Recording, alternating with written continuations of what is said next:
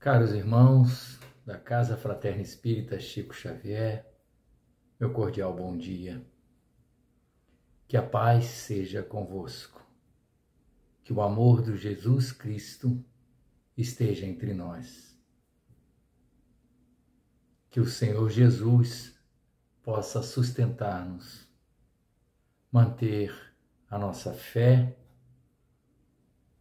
e a certeza de que venceremos a difícil jornada neste plano terreno, junto aos nossos semelhantes. Que possamos encontrar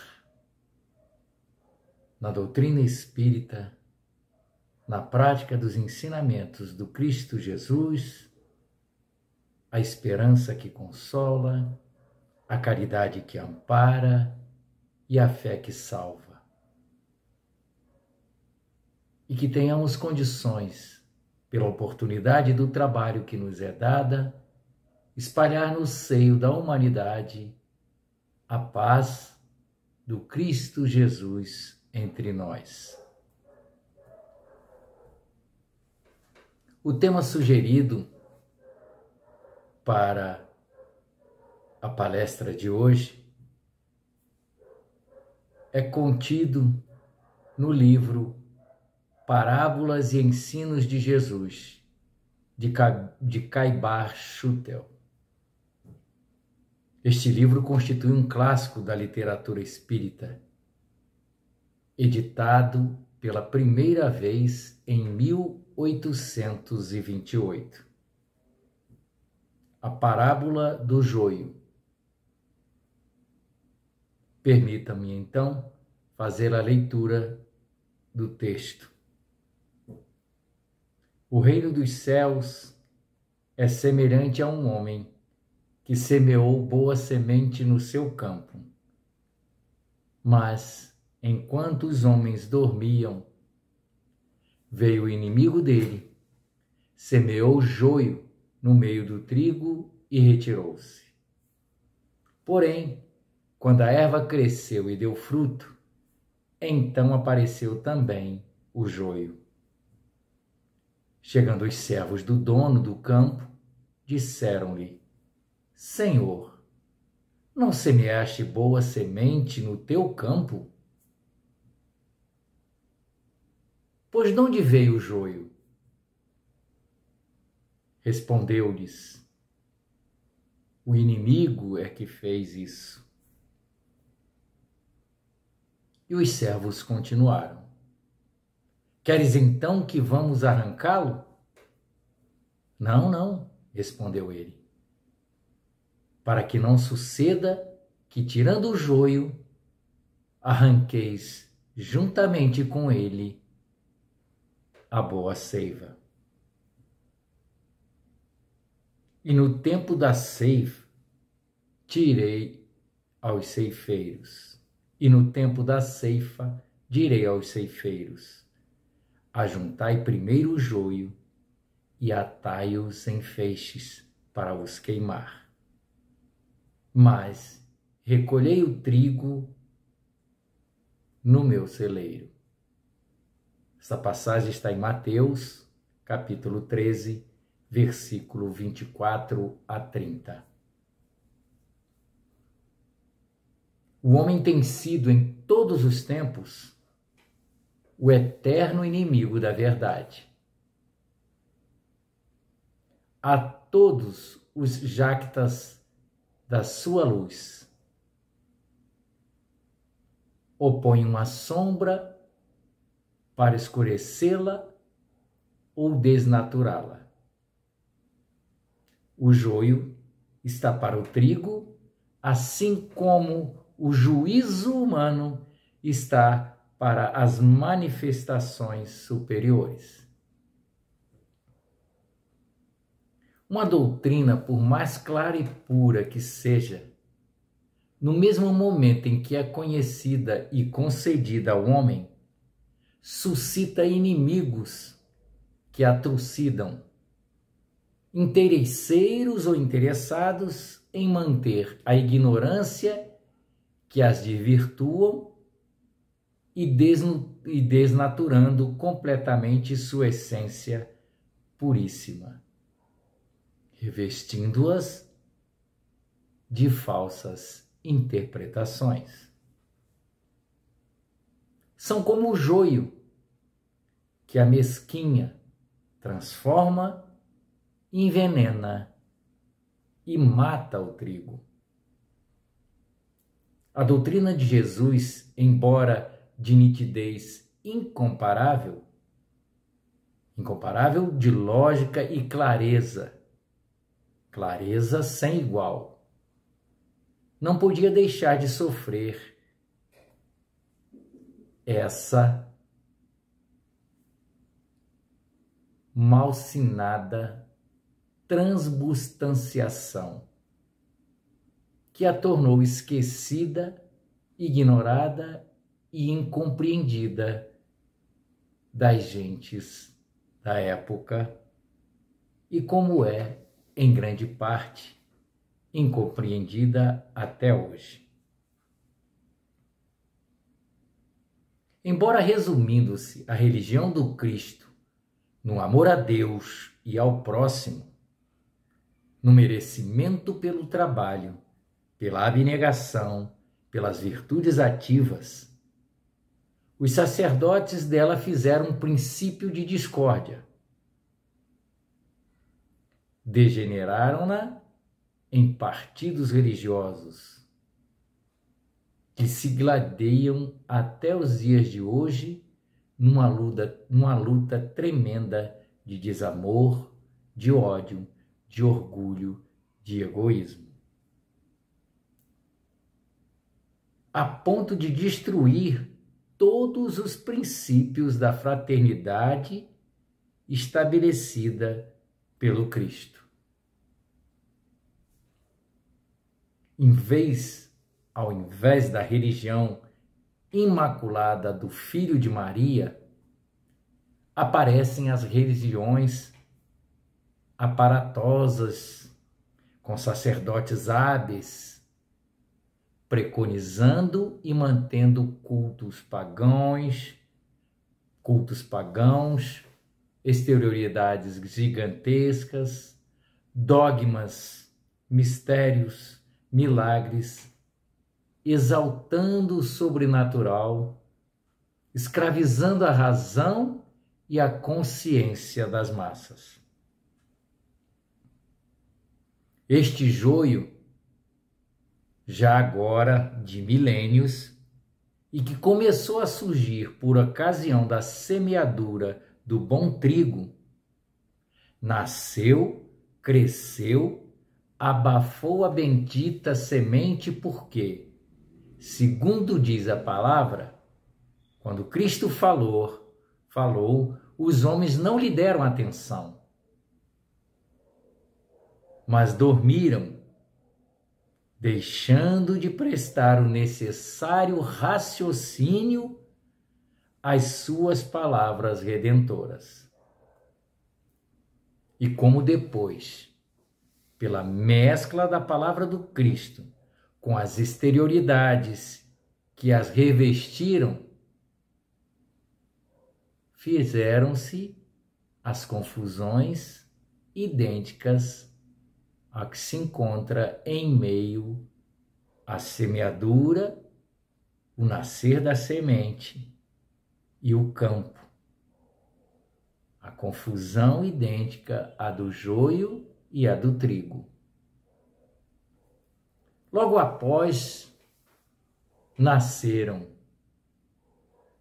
e o Senhor deliberou esperar a ceifa, quer dizer, o fim dos tempos, que deveria apresentar o produto da sua palavra e o resultado das religiões sacerdotais com suas pompas, para que os ceifeiros fizessem e ficassem encarregados de queimar o joio e recolher o trigo ao celeiro.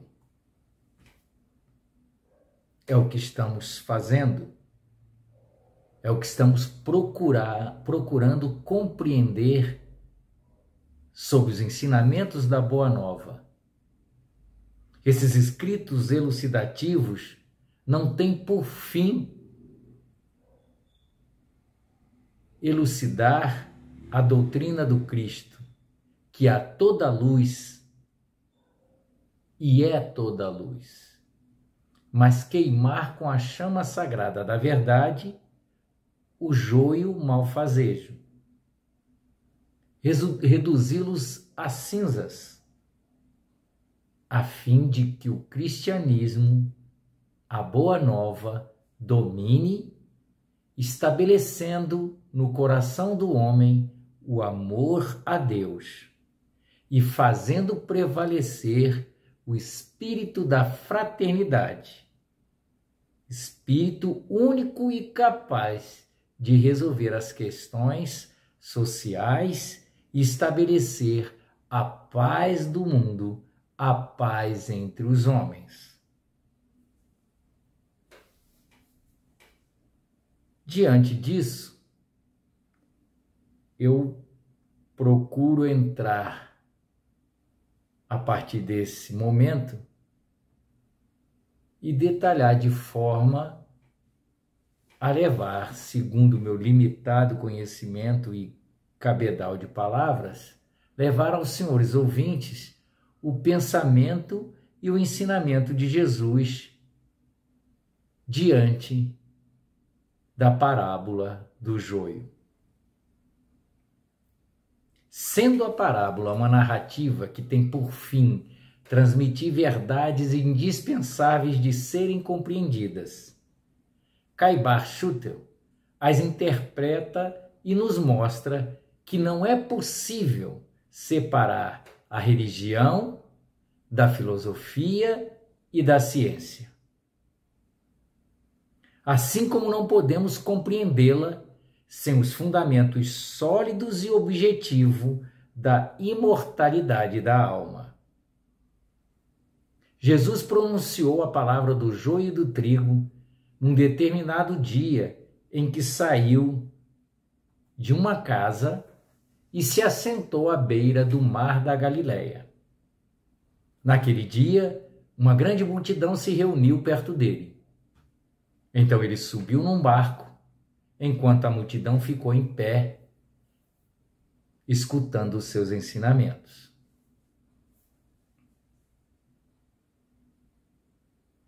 Na acepção geral do termo, parábola é uma narrativa.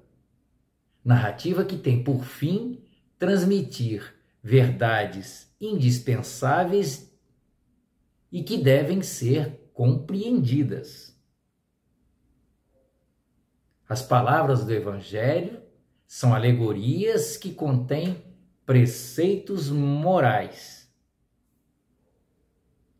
cujo emprego contínuo que durante seu ministério Jesus fez das parábolas tinha por fim esclarecer melhor seus ensinos. Esclarecer de que forma? Mediante comparações do que pretendia dizer com o que ocorre na vida comum e com os interesses terrenos. Vida comum daqueles seres, daqueles irmãos encarnados naquele dado momento. Sugeria assim o Mestre Divino figuras e quadros das ocorrências cotidianas para facilitar mais a seus discípulos a compreensão. E por esse método comparativo, traria e levaria a cada um deles a compreensão das coisas espirituais. Aos que o ouviam ansiosamente, procurando compreender seus discursos, as parábolas tornavam-se-lhes excelente meio elucidativo de temas e dissertações do grande pregador. Então, as parábolas têm por importância para os que tomam a forma como foram escritas, o sentido de nunca ser desnaturado ou transviado aqueles ensinamentos, ou que teria sobre pena prejudicar a ideia cristã. De modo que a parábola evangélica é uma instrução alegórica exposta sempre com um fim moral, como um meio fácil de compreender uma lição espiritual. E o evangelista Mateus, quando diz todas essas coisas que Jesus falou ao povo em parábolas, nada lhes falava sem parábolas, para que cumprisse o que foi dito pelo profeta. O joio e o trigo são bastante semelhantes e apresentam diferenças somente na fase adulta. O joio é uma planta invasora que prejudica as culturas do trigo. O próprio Jesus explicou a parábola a seus discípulos. Em um primeiro momento, eles não tinham entendido esse ensinamento. E depois de Jesus ter despedido a multidão, seus discípulos mais próximos pediram explicação. Jesus explicou dizendo que o homem que semeia a boa semente é o Filho do homem, ou seja, ele próprio. Então, a ênfase é posta no semeador, sobretudo na forma com que ele trata a realidade de haver semente ruim plantada junto à semente boa. O inimigo aparece como sendo o responsável em plantar a semente ruim. Vale saber que a expressão ou título Filho do Homem é a autodesignação mais utilizada por Jesus. A parábola do joio e do trigo fala do caráter heterogêneo atual no plano terreno em que estamos sujeitos, na busca do burilamento dos nossos espíritos, ressaltando sua consumação futura em plena pureza e esplendor, dada por cada um de nós, uma vez cumprida a nossa missão. Estejamos certos de que tanto a lavoura quanto o reino dos céus são submetidos a rigorosa e justa limpeza. Então, a diferença entre o joio e o trigo e a parábola utilizada por Jesus aponta para a sua plena humanidade, quanto para a sua plena divindade. Repito, a parábola utilizada por Jesus aponta para a sua plena humanidade, quanto para a sua plena divindade. Jesus, nessa parábola narrada por Mateus, nos diz que o homem semeou boa semente no campo. Mas enquanto os homens dormiam, veio o inimigo e semeou o joio no meio do trigo e retirou-se. Há dois tipos de sementes, a boa e a ruim. Enquanto que o joio representa os ímpios, aqueles que praticam o mal e são motivos de tropeço, e que serão retirados do meio dos redimidos. Por último, a ceifa, que representa a consumação dos séculos, e os ceifeiros são os anjos. O joio está misturado ao trigo. Eles se misturam e se tornam muitas vezes imperceptíveis e buscam entrelaçar suas raízes em meio às boas sementes. É interessante ressaltar que, de acordo com a parábola, o joio não foi semeado numa lavoura vizinha. Neste aspecto, Jesus simplesmente diz a seus servos que devem estar dispostos a esperar pacientemente pela decisão do Filho do Homem para o dia da ceifa. Então o joio será definitivamente separado do trigo. Por mais que o joio cresça no meio do trigo, esta aparente união não será definitiva. Enquanto o trigo é a base dos mais variados alimentos, o joio continua sendo uma erva daninha. Mas, ao amadurecer, quando espigas já são formadas, as semelhanças entre essas duas sementes acabam. No dia da colheita, nenhum ceifeiro ou anjo do Senhor cometerá o erro de colher joio em lugar do trigo. Certamente a parábola do joio e do trigo, através do seu significado central, nos ensina valiosas lições e devemos estar atentos para ouvi-las. Os discípulos fiéis entrarão na bem-aventurança eterna. Os verdadeiros discípulos da Boa Nova estarão para todo sempre ao lado do Senhor, porque foram plantados pelas mãos do grande semeador. Eles são frutos da boa semente, e a boa semente jamais resultará em praga. Neste plano terreno, apesar de muitas vezes terem que dividir a lavoura com o joio, os celeiros daqueles que plantam a boa semente estão reservados exclusivamente para recebê-los.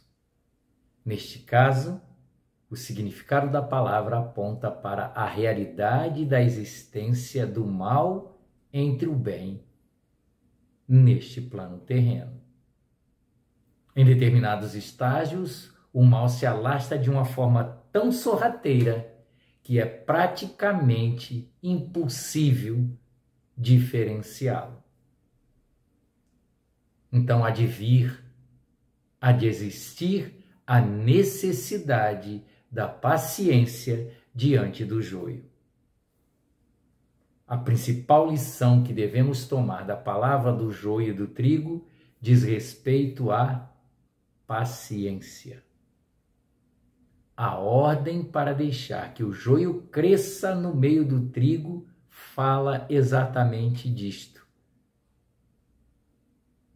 Mas, ao contrário do que alguns pensam, esta não é a ordem para que a negligência, a incredulidade sejam toleradas entre nós. Jesus concluiu esta palavra com as conhecidas palavras: aquele que tem ouvidos, ouça. Mateus 13:43. O significado desta palavra também revela a verdade de que no final o Filho do Homem cuidará, através de seus anjos e santos, de separar os bons dos maus. Os maus serão perfeitamente distinguidos e serão lançados no lugar de tormento. Aí haverá prantos e ranger de dentes. Por outro lado, a boa semente, isto é, os justos, brilharão como o sol no reino de Deus. Mateus, capítulo 13, versículos 36 a 43. Então, a doutrina de Jesus, por isso mesmo, é a sanção do amor em sua mais ampla expressão, do progresso moral e espiritual, da imortalidade da alma, da vida eterna que ele não se cansava de anunciar, quer antes, quer depois de seus mais encarniçados inimigos lhe terem dado a morte assintosa na cruz, tendo por escopo esclarecer os homens de boa vontade, indicando-lhes a senda do cristianismo. Então, pelos trechos,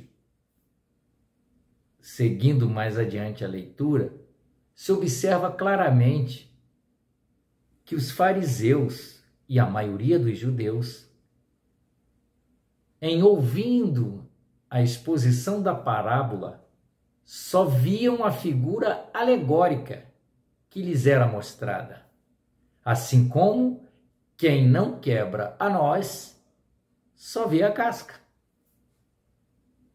Ao passo que seus discípulos não acontecia a mesma coisa. Eles viam e ouviam o ensino, o sentido espiritual que permanece para sempre. Não se prendiam à figura ou à palavra sonora que se extingue e desvanece. De modo que os fariseus ouviam, mas não ouviam.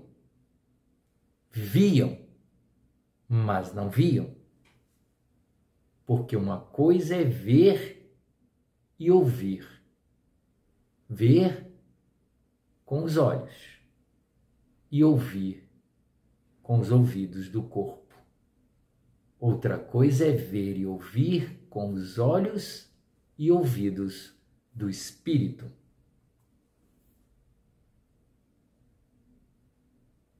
Em outras palavras, outros termos, nós vamos encontrar também e dando o mesmo sentido. Ouviam, mas não escutavam. Viam, mas não enxergavam. A condição que Jesus expõe como sendo indispensável para nos ser dado e possuirmos em abundância é, como diz o texto, certamente algum princípio doutrinário unido à boa vontade para recebermos a verdade e compreendermos. Aquele que tem, se lhe há dado, e terá em abundância. E o obstáculo à recepção de sua doutrina é o próprio indivíduo. Repito, aquele que tem, se lhe há dado, e terá em abundância. E o obstáculo à recepção de sua doutrina é o próprio indivíduo. Para concluir, dizia o Cristo: por isso lhes falo por parábolas, porque vendo não veem e ouvindo não ouvem, não entendem. E neles se está cumprindo a profecia de Isaías que diz: certamente ouvireis, e de nenhum modo entendereis, porque o coração deste povo se fez pesado, e os seus ouvidos se fizeram tardos, e eles fecharam os olhos. Para não suceder que, vendo com os olhos e ouvindo com os ouvidos, entendam no coração, se convertam e os cure.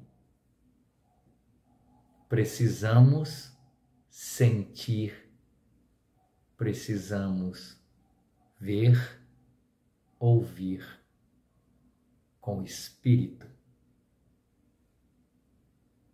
Então, a parábola do joio e do trigo, onde Jesus comparou o reino dos céus à lavoura do homem, e que este homem semeou boa semente de trigo em seu campo, mas durante o seu período de descanso, veio o adversário e semeou joio em meio ao trigo. Passando o tempo, o trigo cresceu e frutificou, e junto dele também o joio. Ao constatarem que havia joio entre o trigo, os servos do dono do campo lhe interrogaram sobre o porquê da presença do joio na plantação. Pois se, na verdade, apenas trigo havia sido semeado por ele. E o agricultor, o filho do homem, respondeu a seus servos que um inimigo havia semeado a má semente. O inimigo havia feito aquilo. Sem compreenderem, sem terem a exata noção do momento da perfeita colheita, prontamente seus servos se disponibilizaram a arrancar o joio de meio da plantação de trigo. Mas o dono do campo, o filho do homem, impediu que eles fizessem isto, pois, segundo ele, ao arrancar o joio, seus servos poderiam também acabar por arrancar o trigo, a boa semente. Então ele ordenou que deixassem crescer o joio e o trigo juntos até o dia da ceifa. Neste dia, porém, os ceifeiros teriam ordens para colher primeiro o joio e separá-los. Diante desta realidade, Jesus busca saciar aquela multidão, levando-os ao entendimento de seus ensinamentos. Aquele povo, ao ouvir a voz de Jesus, saciaram suas almas, porque Jesus lhe ensinava a verdade, lhe ensinava o caminho da salvação. Ao final deste evangelho, compreenderemos e veremos que Jesus não veio para alimentar espiritualmente somente aquela multidão. Jesus veio para mostrar o amor do Pai ao que estavam lá e os que não estavam lá. Por isso, cada um de nós, caríssimos ouvintes, irmãos em Cristo Jesus, cada um de nós somos convidados a buscar em Jesus a força, o alimento sólido para a constituição da verdade. Tomemos cuidado com as opiniões do mundo, que irão em sentido contrário aos ensinamentos da Boa Nova, aos ensinamentos da doutrina. E aí galgaremos ou traremos a certeza dentro de nós que a prática do verdadeiro bem está dentro de nós e que deve ser demonstrada, mostrada segundo a verdade dita por Jesus. Sejamos nós, os irmãos que ajudam um ao outro, os irmãos que buscam integralmente ensinar a paz, viver a paz, para o encontro verdadeiro do nosso burilamento e apresentarmos aos pés do Cristo Jesus, nosso irmão maior,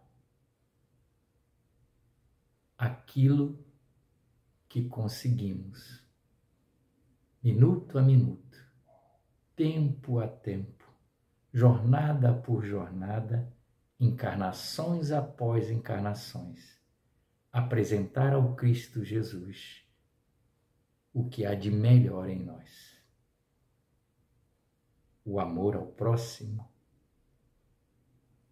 o amor ao Pai, o amor a tudo que nos vem da natureza divina. Que assim seja. Tenhamos um excelente domingo. Muito obrigado a todos.